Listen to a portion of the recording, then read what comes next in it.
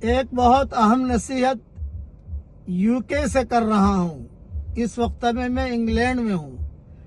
جتنے بھی امریکہ کے لوگ ہیں، UK کے لوگ ہیں، آسٹریلیا کے لوگ ہیں، ساؤتھ افریقہ کے ہیں، برازیل کے ہیں، ہندوستان کے ہیں، پاکستان کے ہیں، کہیں کے بھی ہو، جہاں پر بھی ہم سفر کریں تو اللہ کا ذکر کرتے کرتے سفر کرو.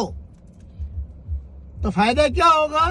سب سے پہلا فائدہ یہ ہوگا کہ یہ ساری زمین، یہ سارے درخت، یہ حشر کے میدان میں ہمارے گواہ بنیں گے. ایک بات. دوسری بات کہ جب بھی ہم اللہ کا ذکر کریں گے تو گویا ہم نے دین کا، ایمان کا بیج بو دیا، اس کا دانہ اس زمین پر ڈال دیا. اب اللہ کا کام ہے، اللہ اگائے گا جب چاہے گا. لیکن یہ عادت ڈالو، مرد ہو عورتیں ہوں، 2 گھنٹے کی ڈرائیو کرتے ہیں تو کچھ نہ کچھ پڑھتے ذکر کرتے کبھی لا الہ الا اللہ پڑھ لیا، کبھی سبحان اللہ پڑھ لیا، کبھی الحمدللہ پڑھ لیا. یہ سب گواہ بنیں گے حشر کے میدان میں.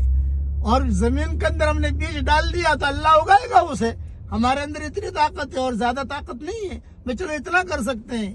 اللہ تعالی ہم سب کو اور پوری امت کو ہر پل نئی خوشیاں بھی دے، نئی خوشبوئیں بھی دے، نئی عزتیں بھی دے، نئی محبتیں بھی دے، نئی ترقی بھی دے، اور اللہ تعالی ہر پل ہم سب سے راضی ہو جائے اور پوری امت سے راضی ہو جائے.